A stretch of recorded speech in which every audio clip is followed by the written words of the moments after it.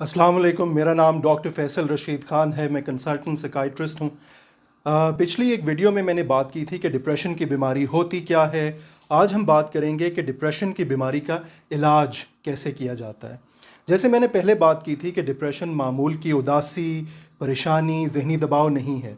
इसकी कुछ ख़ास अलामात होती हैं जिसमें उदासी रहना, खुशी महसूस ना होना, ज़िंदगी से चीज़ों से दिलचस्पी ख़त्म हो जाना, जिस्म में ताकत ना होना, सर का दर्द, सर पे बोझ, मैदे के मसाइल, गैस, तेज़ाबियत, कब्ज़, लूज़ मोशंस, नींद ना आना, नींद बहुत ज़्यादा आना, फ्रेश ना होना, फोकस ना कर पाना, याददाश्त कमज़ोर हो जाना, भूख ना लगना, भूख बहुत ज़्यादा लगना या वज़न कम हो जाना, माहवारी के मसाइल, ये मुख्तलिफ़ अलामतें डिप्रेशन की बीमारी की हो सकती हैं अगर ये अलामात 2 हफ़्ते से ज़्यादा मुसलसल मौजूद रहें।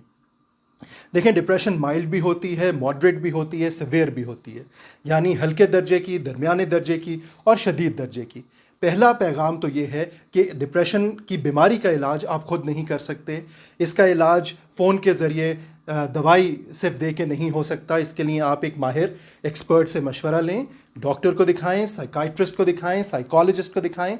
वो आपकी बीमारी, आपकी हिस्ट्री, आपके मेडिकल कंडीशंस को पूरा जान के और उसके मुताबिक आपके लिए बेहतरीन इलाज तजवीज़ करेंगे।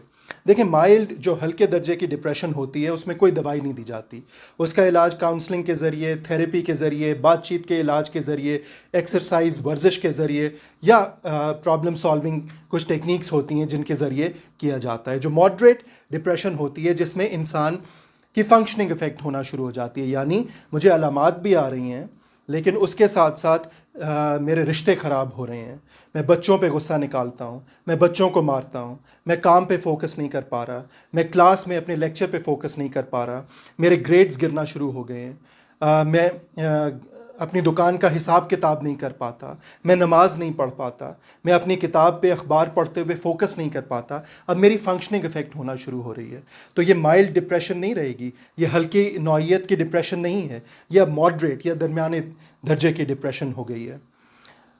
इसके बाद फिर शदीद दर्जे की डिप्रेशन आती है जिसमें इंसान की जो फंक्शनिंग है, जो रोज़मर्रा के मामूलात हैं, वो बुरी तरह मुतासिर हो जाते हैं या उस इंसान को ख़ुदकुशी के ख़यालात आना शुरू हो जाते हैं। ये ज़िंदगी बेकार है, मायूसी छा जाती है, मुस्तकबिल मायूस नज़र आता है, तारीक नज़र आता है, वो बेबस महसूस करता है, वो वर्थलेस, बेकार महसूस करता है। जो मॉडरेट डिप्रेशन होती है उसका इलाज काउंसलिंग, थेरेपी के साथ साथ दवाई, एंटी डिप्रेसेंट्स के ज़रिए किया जाता है। जो सिवियर डिप्रेशन है उसमें यकीनन दवाई की और भी ज़्यादा ज़रूरत होती है। जो डिप्रेशन की अद्वियात होती हैं उनको एंटी डिप्रेसेंट्स कहते हैं। ब्रेन में एक केमिकल होता है जिसको सेरोटोनिन बोलते हैं, उसकी मिकदार कम हो जाती है। नॉरएपिनेफ्रिन एक और केमिकल होता है, उसकी मिकदार भी कम हो जाती है, जो हमारी नींद, भूख, हमारी मेमोरी, याददाश्त, हमारे मूड, मिजाज, ताकत, हर चीज़ को कंट्रोल करता है।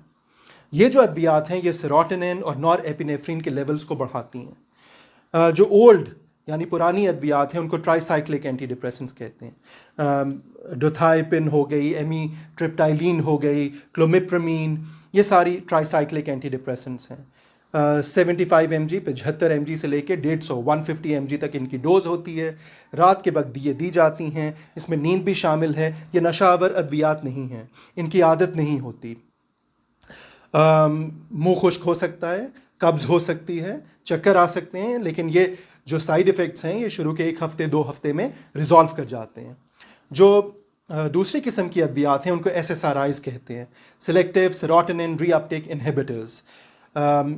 फ्लुओक्सेटिन, एसिटेलोप्राम, पेरोक्सेटिन, इन नामों से ये आती हैं। 10 mg यानी 10 mg या 20 mg इनकी डोज़ होती है। सुबह के वक्त दी जाती हैं, नाश्ते के बाद दी जाती हैं क्योंकि इनके गैस्ट्रिक साइड इफ़ेक्ट्स होते हैं। मैदे पे सर में दर्द हो सकता है, पेट ख़राब हो सकता है, चक्कर आ सकते हैं, लेकिन ये शुरू के 5-7 दिनों में होता है और फिर दवाई अपना असर, ये साइड इफ़ेक्ट्स ख़त्म हो जाते हैं और दवाई का असर आना शुरू हो जाता है।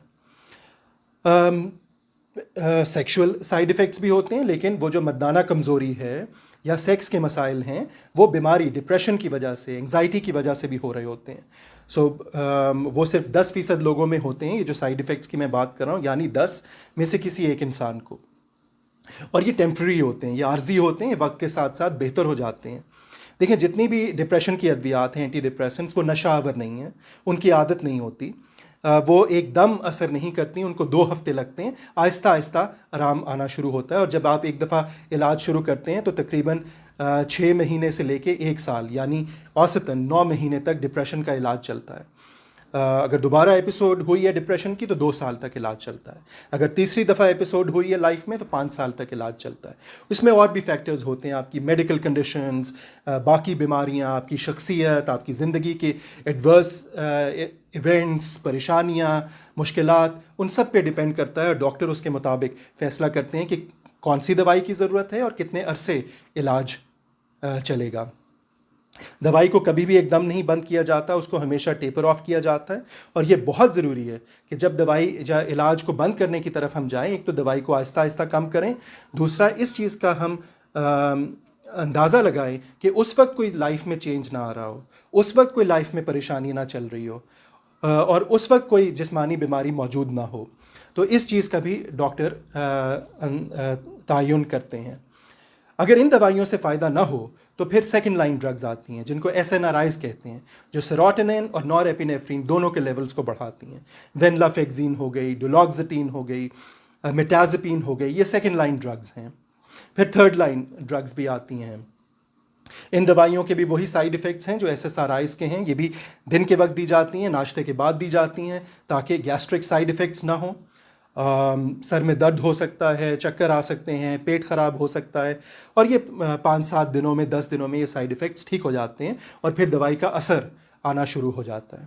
میں نے ایک سیپریٹ ویڈیو میں بات کی ہے کہ ڈپریشن کی بیماری کے علاج پہ خرچہ کتنا آتا ہے، وہ بھی آپ دیکھ سکتے ہیں۔ میں نے اس کے علاوہ ایک ویڈیو میں بات کی ہے کہ ڈپریشن کی بیماری کا علاج کتنے عرصے تک چلتا ہے، وہ بھی آپ دیکھ سکتے ہیں۔ آج کا مقصد یہ تھا کہ ڈپریشن کی کیا ٹائپس ہوتی ہیں، اور ڈپریشن کے علاج کے لیے کون کون سی ادویات ہم تجویز کرتے ہیں۔ خود سے دوائی مت لیں، ڈاکٹر کے مشورے کے مطابق دوائی لیں۔ نیند کی گولیاں، بینزوڈائزپینز ڈپریشن کا علاج نہیں ہیں، وہ استعمال مت کریں۔ اوور دا کاؤنٹر فارمیسی سے جا کے دوائیاں مت لیں، ڈاکٹر کو دکھائیں، سکائٹرسٹ کو دکھائیں، سائیکالوجسٹ کو دکھائیں، جو آپ کی بیماری کے مطابق آپ کو دوائی یا علاج تجویز کریں گے۔ ہو سکتا ہے آپ کو دوائی کی ضرورت نہ ہو، صرف کاؤنسلنگ سے آپ کا علاج ہو سکے، ہو سکتا ہے آپ کو کاؤنسلنگ سے صرف فائدہ نہ ہو، ساتھ میں دوائی اینٹی ڈپریسنٹس بھی لینی پڑیں۔ تو اس لیے مشورہ، ماہر کی رائے بہت ضروری ہے۔ آپ کے وقت کا بہت شکریہ، اگلی ویڈیو تک خدا حافظ۔